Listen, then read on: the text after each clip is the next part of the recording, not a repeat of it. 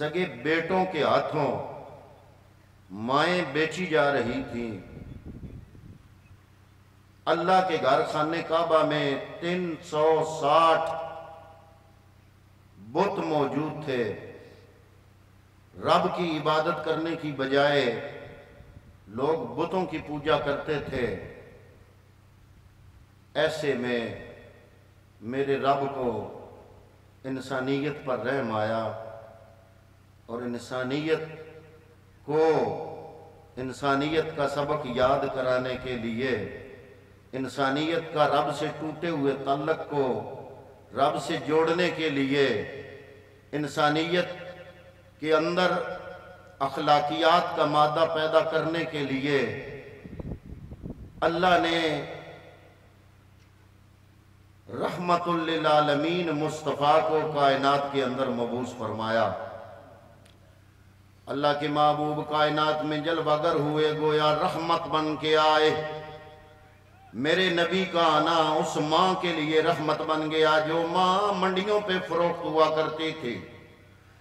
میرے نبی کا آنا اس چھوٹی معصوم بچی جو چیختے چلاتے زندہ درگور ہوتی تھی، اس کے لیے باعث رحمت بن گیا۔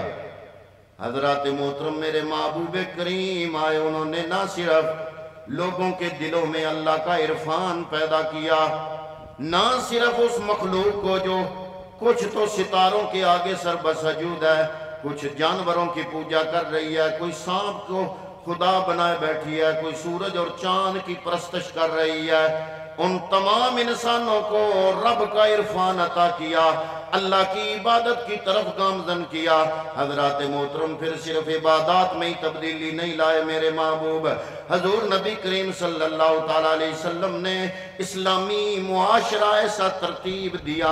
حضرات محترم اگر مکے والوں نے رہنے نہیں دیا، وطن چھوڑ دیا، وطن قربان کر دیا، گھر چھوڑ دیا، حضور نبی کریم کا ساتھ دینے والوں نے اپنا تن من دھن قربان کر دیا میرے پیغمبر کے اس حکم پر، میرے نبی کے اس پیغام کے لیے، ان لوگوں نے، میں کہتا ہوں میرے کروڑوں سلام، جنہوں نے اس زمانے میں جب مادیت کا دور تھا، تھوڑے سے فائدے کے لیے بندہ اپنے رشتوں کو بھول جایا کرتا تھا، ان لوگوں کو میرا سلام ہے جن لوگوں نے میرے نبی کے پیغام کو عام کرنے کے لیے خاندان چھوڑنا پڑا تو چھوڑ دیا، قبیلہ چھوڑنا پڑا تو چھوڑ دیا، گھر چھوڑنا پڑا تو چھوڑ دیا، مکہ جیسا شہر چھوڑنا پڑا تو چھوڑ دیا، چھوڑ چھاڑ کے میرے نبی کے ساتھ اپنے خالی ہاتھ تن کے کپڑے لے کر مکے سے نکل کے مدینے ہجرت کر گئے، اور نہ صرف وطن چھوڑا بلکہ جب بدر کے میدان میں اسلام اور کفر کا مقابلہ ہوا، میں کہتا ہوں اگر یہ مٹھی بھر نوجوان، یہ 312 بندے اگر ڈٹ نہ جاتے تو میرے نبی نے رب کی بارگاہ میں بدر کے میدان میں دعا کی تھی کہ یا اللہ یہ مٹھی بھر لوگ جو آج میں لے کر تیرا دین بچانے بدر کے میدان میں نکل آیا ہوں، مکے والے یہاں پر بھی ہمیں آرام سے بیٹھنے نہیں دیتے، یا اللہ اگر یہ ختم ہو گئے تیرا نام پوری دنیا میں مٹ جائے گا، اسلام مٹ جائے گا۔ میں کہتا ہوں اے بدر والوں میرا سلام ہو، ان 312 بندوں نے اپنی جانوں پہ کھیل کے محمد مصطفیٰ کا ساتھ دیا، کچھ شہید ہو گئے، کچھ غازی بن گئے، انہوں نے بدر کے میدان میں جنگ جیتی، اپنے سے 3 گنا بڑے دشمن کا ستیہ ناش کیا، ان کو شکست فاش دی۔ اگر بدر میں اسلام نہ بچتا تو احد میں کیسے بچتا، احد میں نہ بچتا تو خندق میں کیسے بچتا، خندق میں نہ بچتا تو خیبر میں کیسے بچتا، خیبر میں اگر بچ گیا تبوک میں نہ بچتا، حضرات محترم ان جنگوں میں نہ بچتا اسلام تو کربلا تک کیسے پہنچتا۔ میرا سلام ہے ان لوگوں کو جنہوں نے کربلا میں دین کو بچایا، لیکن میرا سلام ہے ان لوگوں کو جنہوں نے پہلی جنگ بدر میں اسلام کو بچایا۔ حضور نبی رحمت صلی اللہ علیہ وسلم نے 13 سال مکے میں گزارے، پھر ہجرت فرمائی، اللہ کے حکم سے مدینہ میں تشریف لے کے آئے، 10 سال مدنی زندگی گزاری۔ حضور نبی کریم صلی اللہ تعالیٰ علیہ وسلم نے جب مدینہ ہجرت فرمائی، ایک اسلامی ریاست پایا تکمیل تک پہنچی، ایک اسلامی ریاست مرز وجود میں آئی، اور اس کرۂ ارضی پر اسلامی ریاست کی شکل میں مدینہ شہر تھا۔ وہ مدینہ کی ریاست جو آج کل آپ اپنے حکمرانوں سے جس کا نام سنتے ہیں، وہ کیسی ریاست تھی حضرات محترم؟ وہ ایسی ریاست تھی جس میں لوگوں کے حقوق کا تحفظ کیا جاتا تھا۔ حضور نبی رحمت صلی اللہ تعالیٰ علیہ وسلم نے اسلامی معاشرہ، اس ریاست کے اندر اسلامی معاشرہ تشکیل دیا۔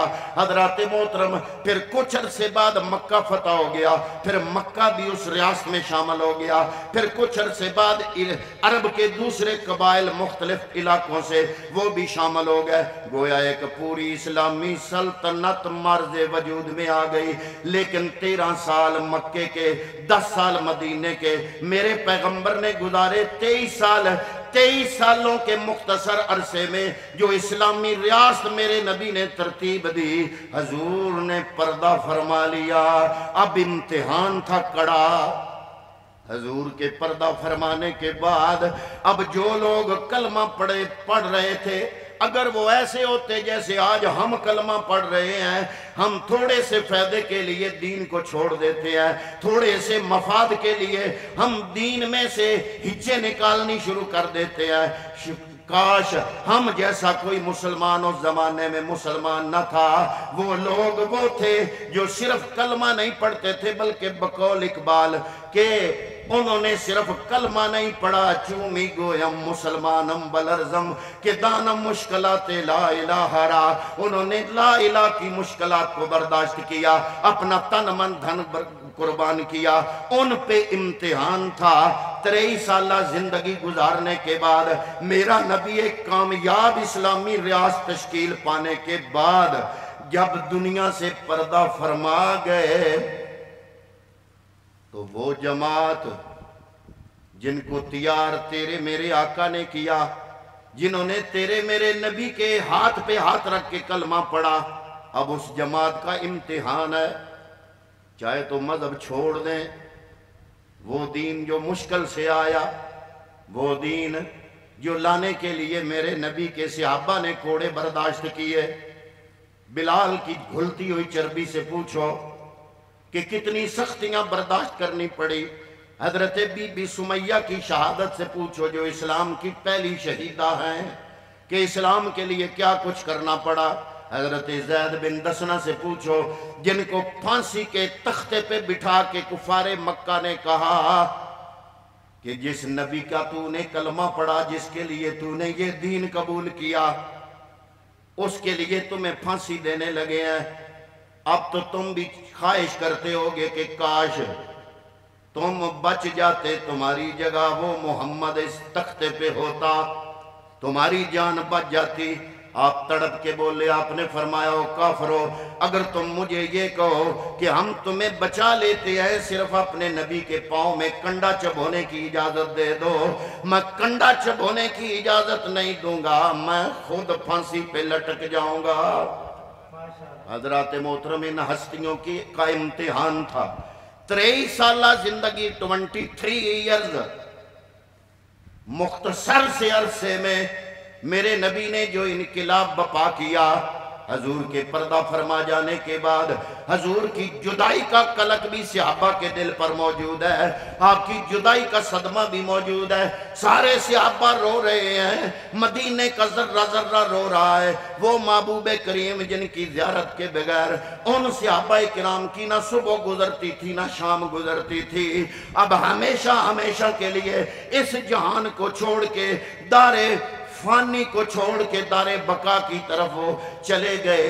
حضرات محترم یہ صدمہ بھی بہت بڑا تھا صحابہ کرام کے لیے، لیکن دوسرا سب سے بڑا امتحان کہ جو پیغام نبی لائے، کیا اس کی حفاظت کا اہتمام کیا یا نہیں کیا، اس کو محفوظ رکھا یا نہیں رکھا، یہ بڑا امتحان تھا۔ حضور نبی کریم کے پردہ فرما جانے کے بعد ان صحابہ کرام یہ وہ ہستیاں ہیں جن کے لیے قرآن کہتا कहता वयुज़क्कीहिम वयुअल्लिमुहुमुल किताब वल हिकमा, ऐ नबी तुम आए, तुमने इन लोगों को पाक कर दिया, इनका तज़किया कर दिया, इनके ज़ाहिर और बातन को साफ और पाक कर दिया।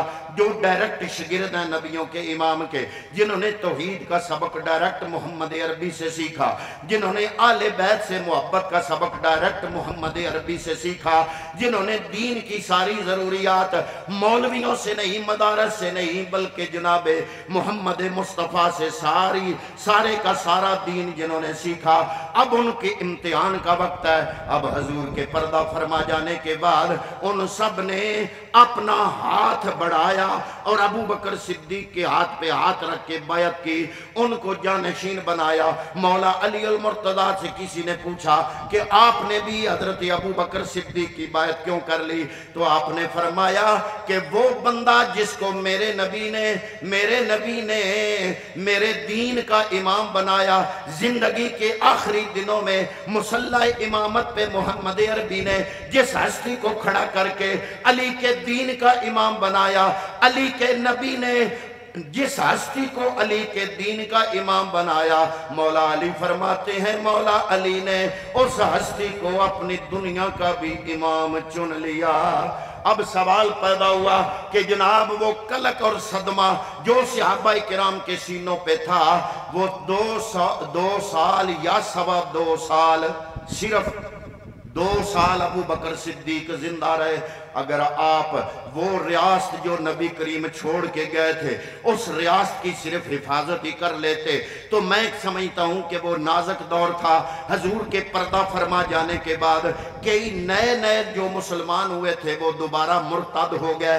कई इलाकों में कई लोग उठ खड़े हुए जिन्होंने झूठी नबूवत का दावा कर दिया और लोगों को तकसीम कर दिया। कई हजार लोग झूठे नबियों के पैरोकार बन गए। फितनों की बारिश हो रही है। उन फितनों के दौर में अगर अबू बकर सिद्दीक 2 सालों में या सवा 2 सालों में सिर्फ वो रियासत उसकी हिफाजत कर लेते तो बड़ी कामयाबी थी। लेकिन अबू बकर सिद्दीक ने उनको मेरा सलाम हो सिर्फ रियासत की हिफाजत ही नहीं की, बल्कि सिद्दीक अकबर के दौर में आपने कितने महाजों पे आपने जिहाद फरमाया। वो लोग जो मुर्तद थे उनसे मुकाबला किया, जो मुनकरीने ज़कात थे उनसे मुकाबला किया। एक इलाके के कुछ लोग हजरत अबू बकर सिद्दीक की खिदमत में आए, कहते हैं हम कलमा भी पढ़ते हैं, हम नबी को भी मानते हैं, हम अल्लाह को भी मानते हैं, हम नमाज भी पढ़ेंगे, हम रोजे भी रखेंगे, सिर्फ एक ज़कात जो है ये हम अदा नहीं करेंगे, इसकी हमें छुट्टी दे दो।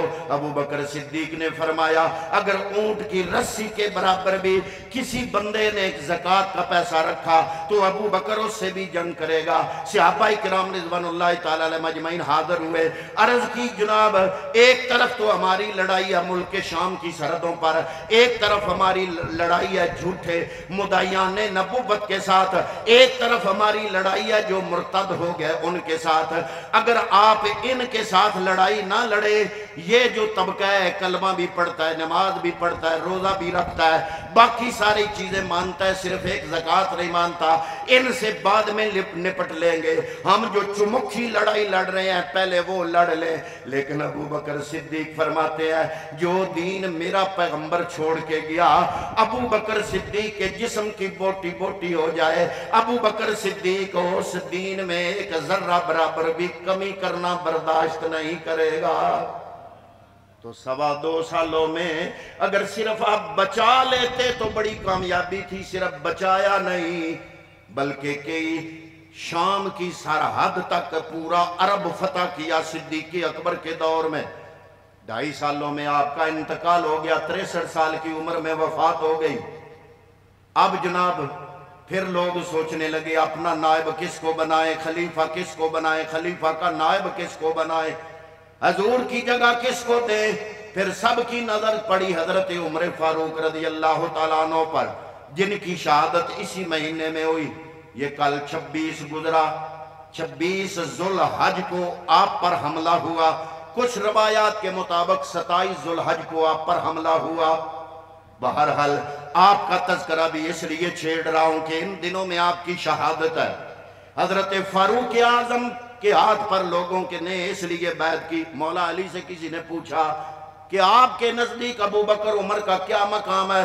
مولا علی کا جملہ سنے، آپ نے فرمایا علی نے تو ساری زندگی نبی سے ایک جملہ بار بار سنا، حضور فرماتے تھے میں ابو بکر اور عمر فلاں جگہ گئے، ابو بکر اور عمر فلاں گھر میں گئے، میں ابو بکر اور عمر مسجد میں گئے، میں ابو بکر اور عمر میدان بدر میں گئے، میں ابو بکر اور عمر میدان احد میں گئے، میں ابو بکر اور عمر سفر میں گئے، میں ابو بکر اور عمر۔ مولا علی فرماتے ہیں نبی جہاں جہاں اپنا نام لیتا ہے ساتھ ساتھ ابو بکر اور عمر کا بھی نام لیتا ہے، اس لیے میرے نزدیک اس امت میں ابو بکر صدیق اور عمر فاروق افضل و اعلیٰ ہے، اور اس لیے بھی کہ نبی کریم صلی اللہ تعالیٰ علیہ وسلم نے اللہ رب العالمین سے عمر کو مانگ کے لیا۔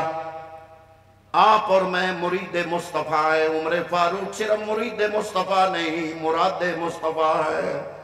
حضور نے ہاتھ اٹھا کے دعا کی اللہم ایّد الاسلام بے اسلام عمر، یا اللہ اگر اسلام کو عزت دینا چاہتا ہے تو عمر کو مسلمان فرما دے۔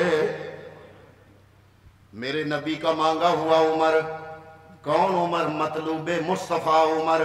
ہر بندہ طالب مصطفیٰ ہے، ہر امتی طالب مصطفیٰ ہے۔ عمر وہ ہے جو طالب مصطفیٰ بھی ہے، مطلوب مصطفیٰ بھی ہے۔ اور کون عمر؟ حضرت عمر بن خطاب بن نفیل بن عبد العزا بن ریاح بن قرط بن زراخ بن عدی بن کعب۔ یہ کعب آپ کا ساتواں دادا ہے۔ کعب پر آپ کا شجرہ میرے نبی کے شجرے سے مل جاتا ہے۔ کعب کے دو بیٹے تھے، ایک کا نام مرہ تھا اور ایک کا نام عدی تھا۔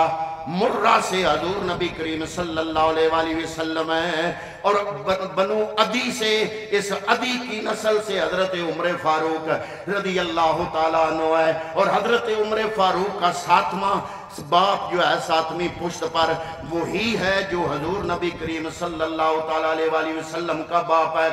کون؟ کعب۔ تو حضرات محترم یہ کون ہستی ہے؟ عمر فاروق۔ میرے نبی نے فرمایا والذی نفسی بیدہ ما لکیک الشیطان سالکن فجن کتو اللہ سالکا فجن غیر فجے کا۔ میرے پیغمبر نے فرمایا اے عمر تم جس راستے پہ آ رہے ہوتے ہو، اگر شیطان بھی اس راستے پہ آ رہا ہو، تمہاری وجہ سے اس راستے سے کترا کر شیطان راستہ بدل کے دوسرے راستے پہ ہو جاتا ہے۔ یعنی اے عمر فاروق تم اتنے سلیم و تباہ ہو کہ شیطانی وسواس اور شیطانی وسوسے اور شیطان کی چالیں تم سے دور رہتی ہیں۔ حضرات محترم ہم کسی بندے کو بہت صلاحیت والا مانے تو ہم کہیں گے، عموماً لفظ بولا جاتا ہے، پڑھے لکھے حضرات کہتے ہیں فلاں بندہ بڑا عبقری شخصیت والا ہے۔ عبقری اس کو کہتے ہیں جو خوبیوں سے مالا مال ہو، صلاحیتوں سے مالا مال ہو۔ اب میرا کسی بندے کو عبقری کہنا اور بات ہے، میرے مرشد اور استاد پیر کرم شاہ کا کسی بندے کو عبقری کہنا میرے عبقری کہنے سے زیادہ افضل اور اعلیٰ ہے۔ حضرات محترم ایک تو وہ ہے جن کو ہم عبقری کہیں، اب اندازہ لگاؤ جس عمر کو عبقری کہنے والا کوئی عام بندہ نہیں، رب کا محبوب 1.25 لاکھ نبیوں کا امام محمد مصطفیٰ ہو۔ حضور کی حدیث ہے، فرمایا لم ارا عبقرین من الناس یفری فریا، میں نے خوبیوں سے مالا مال ایسا انسان جو جوان جو عمر جیسا ہو میں نے زندگی میں نہیں دیکھا۔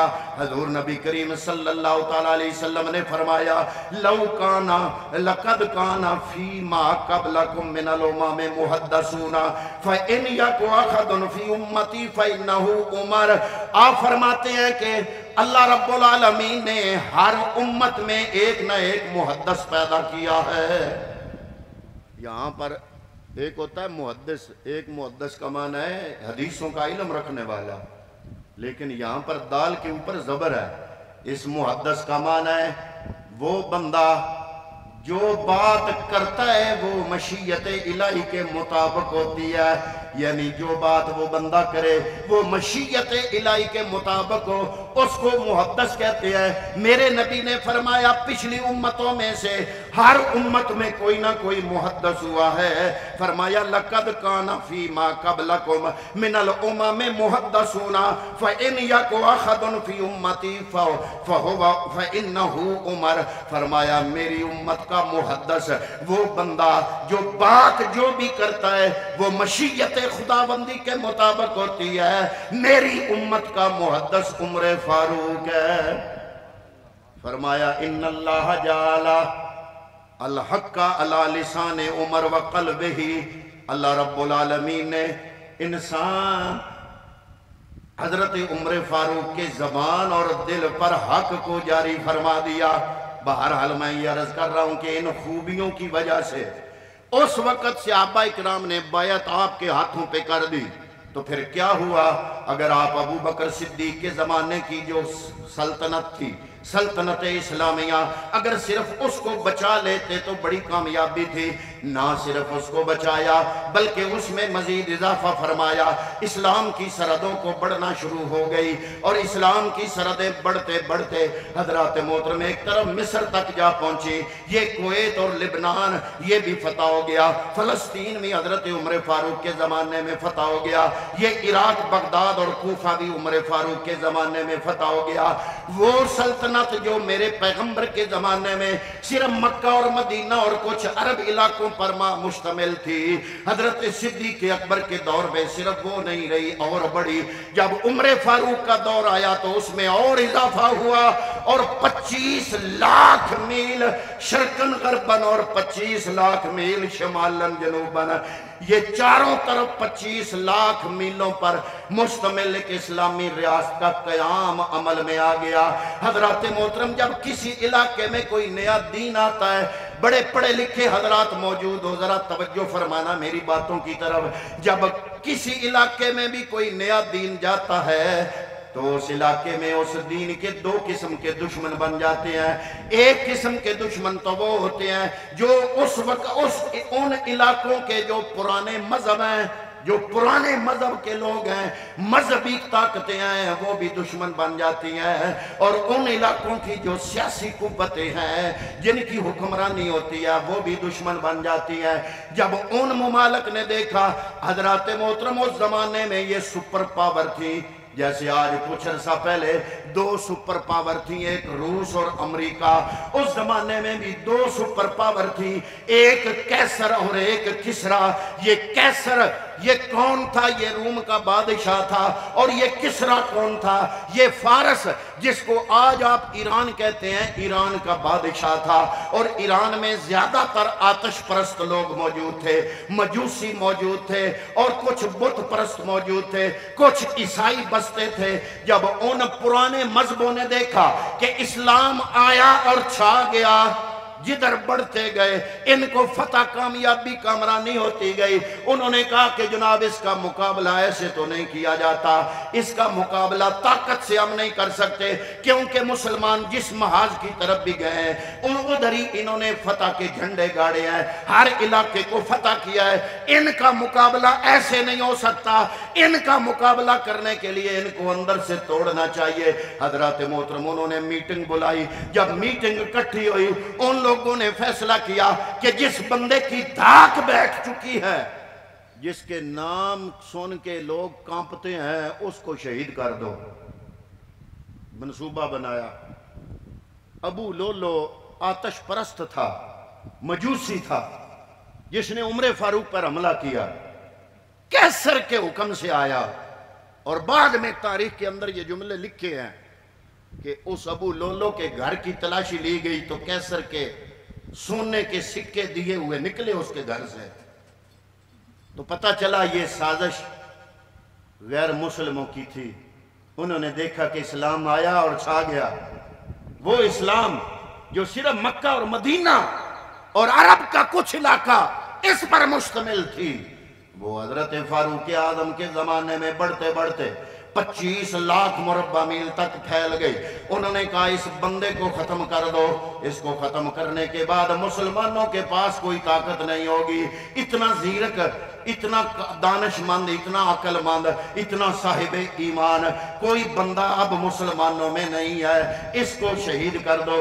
لیکن نہیں، میرے پیغمبر کے صحابہ نے ثابت کیا کہ اگر عمر شہید بھی ہو جائے، لیکن میرے نبی نے جو جماعت صحابہ اکرام کی تیار کی ہے، اس جماعت کا ایک ایک فرد دین اسلام کے لیے اپنا تن من دھن قربان کرنے کے لیے ہر وقت تیار ہے۔ حضرت فاروق اعظم کی شہادت کے بعد یکم محرم کو آپ شہید ہو گئے، 26 یا 27 ذوالحج کو حملہ ہوا، اسی زخم میں آپ یکم محرم کو شہید ہوئے۔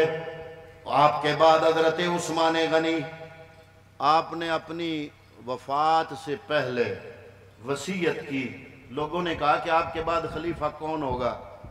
آپ نے 6 نام لکھے، اور ان 6 ناموں میں اپنے بیٹے کا نام نہیں لکھا، حالانکہ عبداللہ ابن عمر کا ایک مقام تھا صحابہ میں، لوگ سلام کرتے تھے، علمی حوالے سے بھی مقام تھا، مال و دولت کے حوالے سے بھی مقام تھا، عزت کے حوالے سے بھی مقام تھا، لوگ سلام کرتے تھے، لیکن حضرت عمر فاروق نے اپنے بیٹے کا نام ان 6 لوگوں کی لسٹ میں درج نہیں کیا، بلکہ درج کیا تو مولا علی کا نام درج کیا، عثمان غنی کا نام درج کیا، حضرت عبد الرحمن ابن عوف کا نام درج کیا، باقی 3 نام اور درج کیے، 6 بندوں کے نام لکھے، فرمایا میرے شہید ہو جانے کے بعد ان 6 بندوں میں سے جس کو مناسب سمجھو اپنا خلیفہ بنا لو۔